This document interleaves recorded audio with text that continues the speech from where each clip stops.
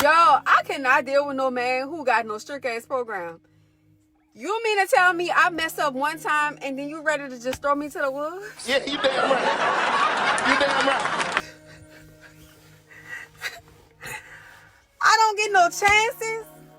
I just got hired. I'm a new hire. I don't know how this goes. I don't even have room for improvement, training, nothing.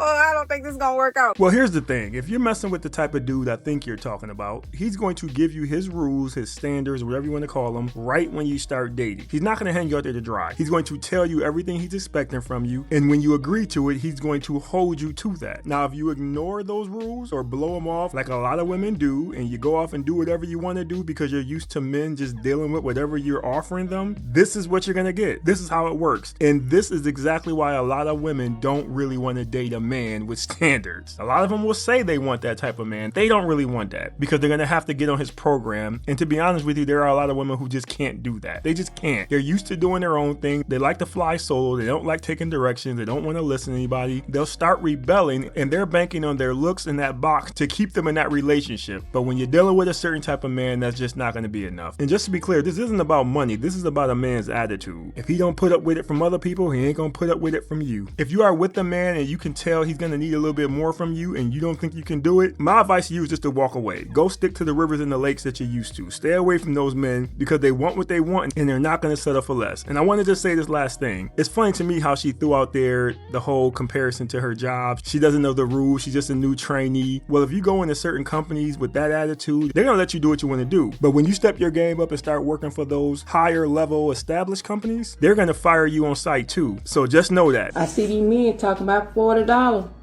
Listen here, I don't have a bill in my house $40. Let alone for you to ride on my coochie for $40. Ladies, when does the delusion stop? When? I need to know. Just give me a ballpark. Is it 50, 60, 70, 90? When does it stop? Nobody is talking to this lady, but she still thinks she's in the game. Not only is this lady not in the game, she's not even in the stadium when the game is being played. She's across the street at the store. The only people offering her $40 to do something is her job. That's it. I had a client, former client, and she made over $500,000 a year. Her job was very important. A black woman? And this is the ironic part. This was the part that threw me crazy. I believe it was her fiance. I don't know if they actually got married because we stopped training. Her job took her to another state. Okay. But they were going through issues and she was complaining that because he made less money than her. Mm-hmm. And significantly less. Okay. However, he made $200,000 a year. So there's not a lot of people on this earth that make that much money per year. Especially not in our communities. Yes. So to hear someone complain about somebody making $200,000 and them not being a match only for that really took me for a loop. And that was the only thing that she was talking about was the money aspect. There was nothing else going wrong in the relationship. Yeah. I mean, also, I am a trainer, so we talked, we didn't get to the detail, Okay. but from my understanding, she was attracted to him. He was smart, intelligent, obviously $200,000 a year, his position, he was important. It wasn't like he was this, the maintenance guy. No disrespect to any maintenance guys, because it's a great job. Yeah. But yeah, I mean, he was vastly successful. It just so happened they were in different industries. Okay. And one industry pays more than other. It just kind of like that.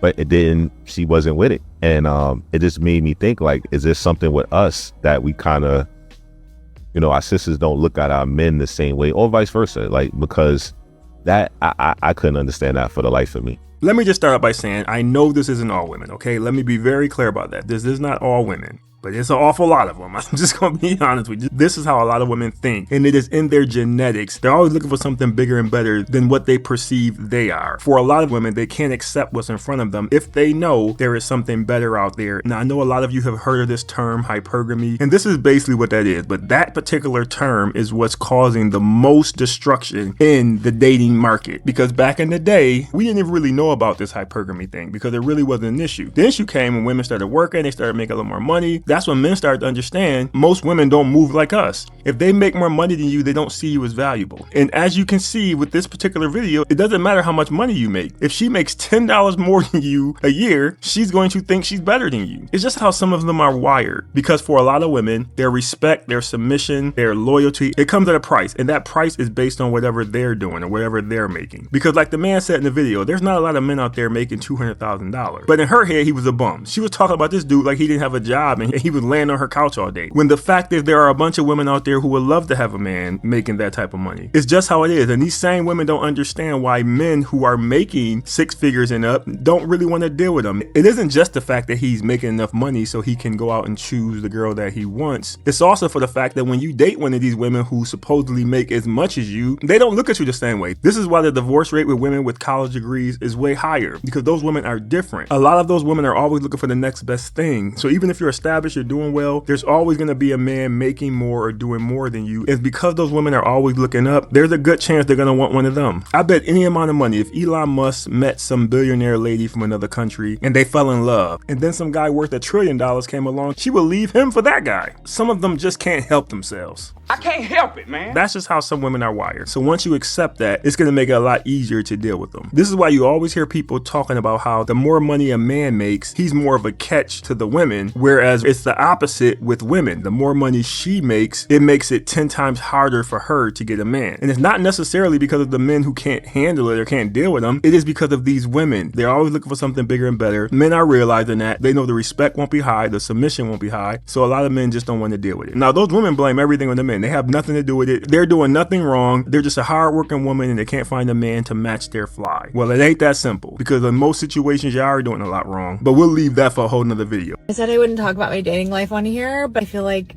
I cannot be the only one who feels alone in this. Just went on a first date, and this is no offense to this man, obviously. Perfectly fine, normal, lovely date. It's getting to the point though that that's the problem. Like, there's just nothing happening. And I just feel no sparks and no chemistry with people, and I feel bad. Oh my God, you ladies with these sparks and these fireworks. Lady, this is supposed to be a first date, not the 4th of July. Because I feel like it's just me. I'm going out with really handsome, accomplished, interesting people, and I feel nothing.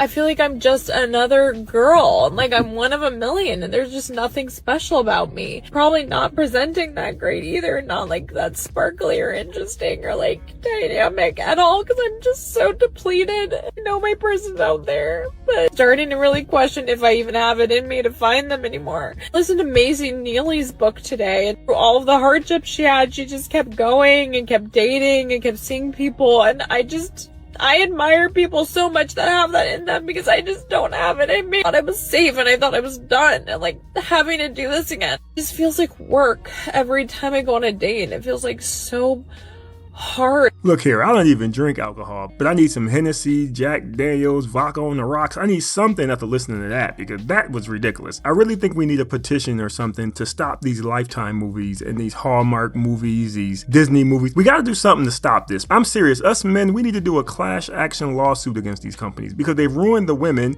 which means they've ruined dating, which makes it way harder on us men. Because now if we do want to get married or start a family, we have to show up like we're in a Lifetime movie for her to pay us any attention. So many of these women are damaged by this. She has no idea that is what's doing the damage. In this woman's head, she believes when she shows up to a date or when she first meet up with the guy, she thinks the music is supposed to start playing, the sun is supposed to start shining, the wind is supposed to blow perfectly and moves her hair just a little bit. He's supposed to be in slow motion. She thinks that is supposed to happen. She doesn't even realize it. You think your life is a movie, and lady, that is not how this works. And it's so crazy to me, because this is how so many of these chads operate. They show up, they'll smile and say all the things that she wants to hear because she's been watching these movies her whole life. She'll give the guy her number. She'll go tell her friends about how great he is. Chad takes her back to his house, blows her back out, and sends her back to the same cafe he met her at. And now she's sitting there wondering when it's going to happen again. Stop living through these movies, lady. Join us in the real world and you will probably find a man. Like you said, you're meeting good guys, but you don't feel anything. I swear, something wrong with a lot of you. And then she had the nerve to say she doesn't feel different or special when she's out on these dates. That's because Because you're not different or special. The only time men know when you're different or special is when they get to know you, when they start seeing how you operate, how you move on the day to day. That's when we know you're different or special. But because of those Lifetime movies, you expect us to know that when we first see you. You watch too many movies, lady. You don't need a therapist. You don't need a doctor. You need to stop watching Lifetime. That's your prescription. No more Lifetime and no more Hallmark. And I'm telling you, you're gonna be fine. That is what's doing it to you. And I do want to say, most women are not special. I know they think they're special, but most women are not special. Most women are basic. Actually, the women who always talking about somebody being basic, those women are the basic of the basics. But there's nothing wrong with that. There's a man out there who's gonna like you for who you are, and you guys are gonna be fine together. But you have to stop watching those movies because you are living in a world of